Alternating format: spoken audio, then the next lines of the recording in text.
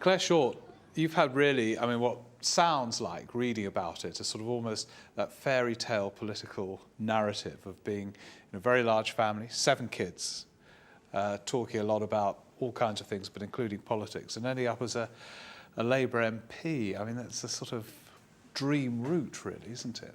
Yes, I didn't set out to be a Labour MP. My father was a teacher. They were sort of Labour folk. We believed in a fairer society. We were brought up as Catholics, sort of Irish Catholics, with that sort of anti-establishment bent that is in that tradition of Catholicism, and a kind of need for some kind of moral core in your life.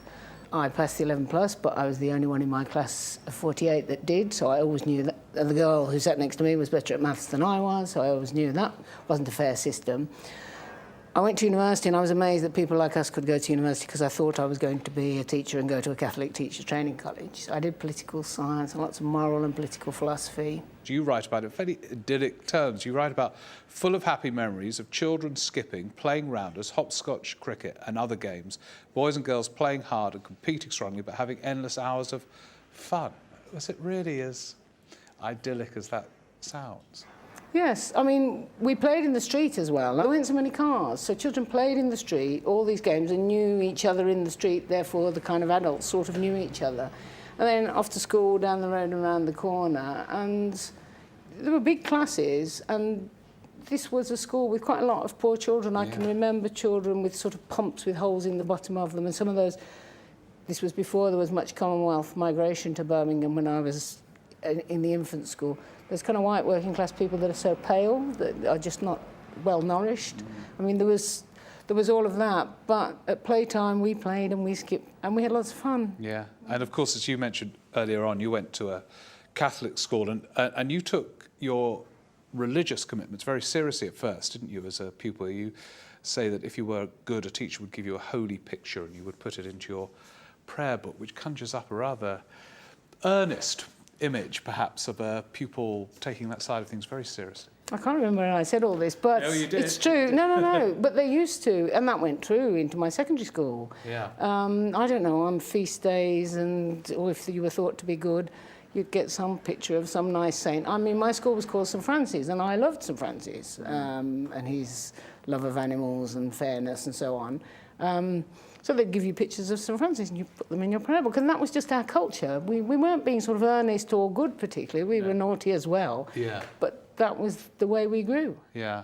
And I want to come on, obviously you challenged some of this a bit later on, but what do you think, in retrospect, were the good sides of going to a Catholic school and having that kind of education?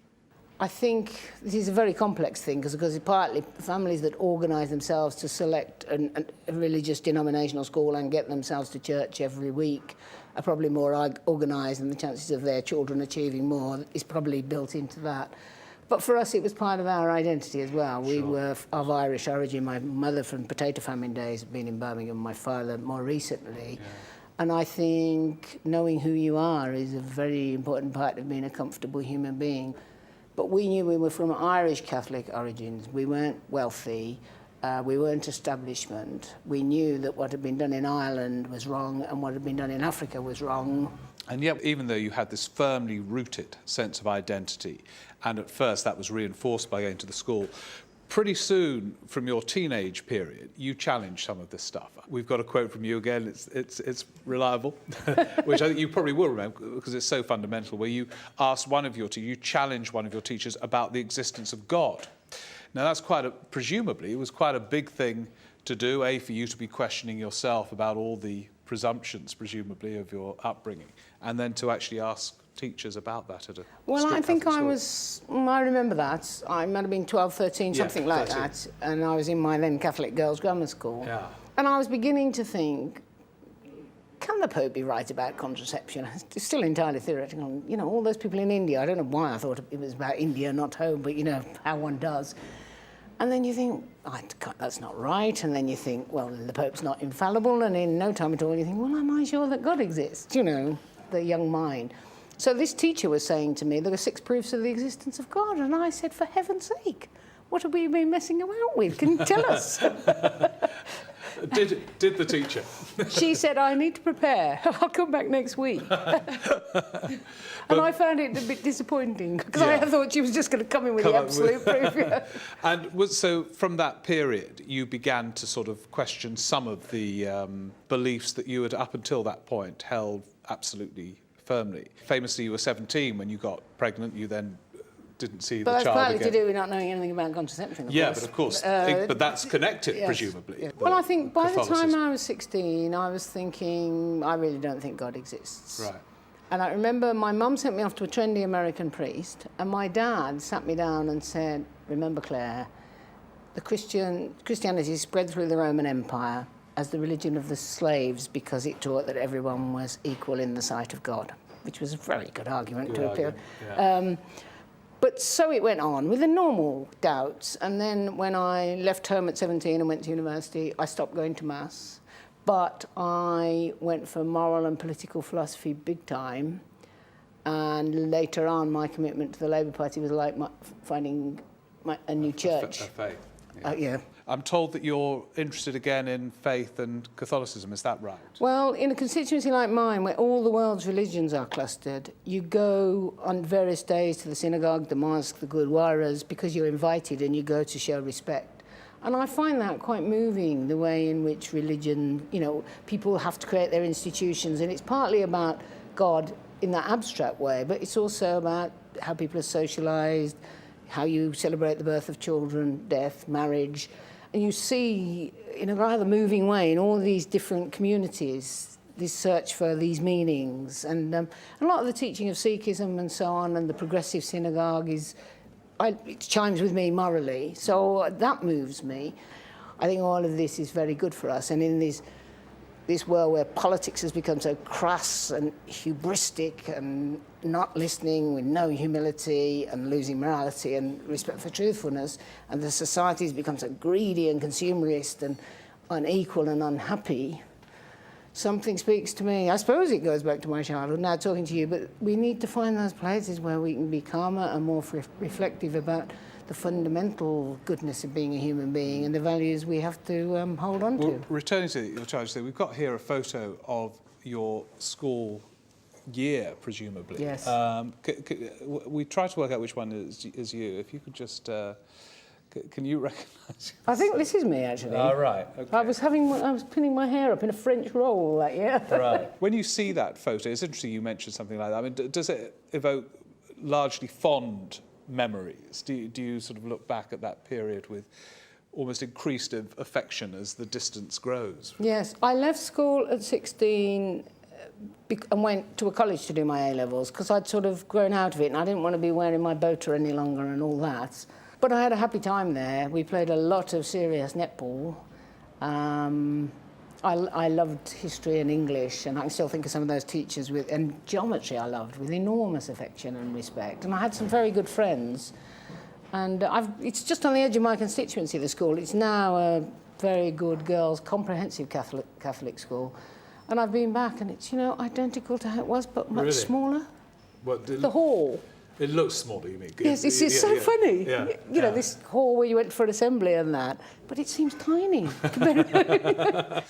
Do you think it was during the period you were at school you mentioned, or I raised with you, the sort of times when you challenged teachers about Catholicism?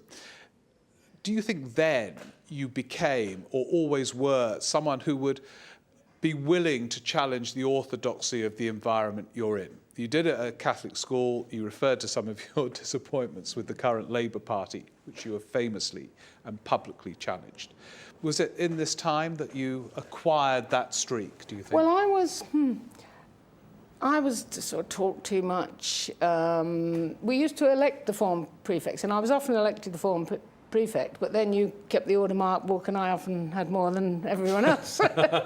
So I was always a bit, feisty and a bit, kind of naturally a bit rebellious, but I always liked everybody. I mean, so my teachers, I might have given them a hard time, but I liked them and they liked me, if you know what I mean. Yeah.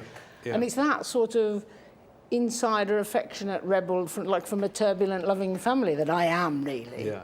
You're obviously gripped by elements of current affairs from a pretty early age. You've recalled the Suez crisis when you were 10, and explaining to your fellow pupils that NASA was entitled to nationalise the Suez Canal. Now, that's pretty precocious at 10, to be, A, know what's going on, and B, explain it to the other kids. Well, my dad used to stick up pictures by the wireless, because this was pre-television days.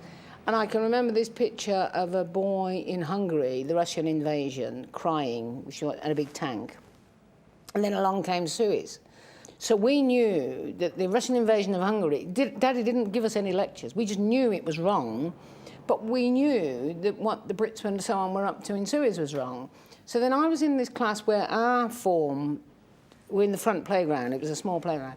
And they were all singing, we'll throw NASA in the Suez Canal. And I said, no. And we all gathered round, and I explained to them how, the canal was, and it was in Egypt, and they were entitled to have it. And that's the point about a political household. My father never sat us down and told us this, but he cared about those things. He put up pictures, the news came on the wireless, and we just knew these things. You, of course, famously went to a school as part of a television documentary as a teacher. What did you feel about it when you were actually in a classroom with kids? Afterwards I thought having a camera there all the time is nonsense because it distorts everyone's Sure. behaviour. Yeah. I thought the school was very disorderly in the corridors and so on, in a way that was pretty stunning to me and a bit worrying. The kids were lovely, but this sort of instant ability to create kind of noise and disorder is like the thing that teachers have, and I think the way teachers' authority has been undermined, probably the food that kids eat, and all these things are really very troublesome for schools. Are you suggesting a discipline? You became more of a disciplinarian as a result of that experience? I believe absolutely that you have to find in every person, every child, where their talent lies and nurture it so they feel good about themselves and then they can fly. So it's no good being disciplinarian, hit them, don't physically, but squash them down. Yeah. That crushes their ability to feel good enough to grow and learn. But you need a certain amount of order in order to be able to relate to children and so on. And if there's this sort of brink of disorder all the time and therefore keeping order, it gets in the way of the other relationships. Finally, I get the impression that you feel very passionate about education. Politically speaking, would you have liked or would you still like to be Education Secretary? Be an international I would like it in a decent government where the Secretary of State was in charge of the policy. I think one of the tragedies of our situation is I'm sure Tony believes he's doing good things, but he has these sort of young clever dicks who are never held accountable working for him in number 10. He doesn't do detail, but he wants to be radical. The departments aren't particularly involved in the development of policy, which means the practitioners are not. So there's this arrogant despising of those who've always been teachers or always been health workers. So I would love to have, those days have gone, being given the opportunity with the extra money coming in to sort of help do what Tim Brighouse did to Birmingham to the whole of our educational system and have teachers in Britain with such high morale that they were lifting up the achievement. But with this regime, you have to be Ruth Kelly, and I don't want to be Ruth Kelly. Bless her, but... OK, Ruth. I was going to say Ruth. Clare Short. She's a different kind of Catholic as well. Different kind of Catholic. It must have been the Catholicism. Clare Short, thanks very much indeed. Thank you.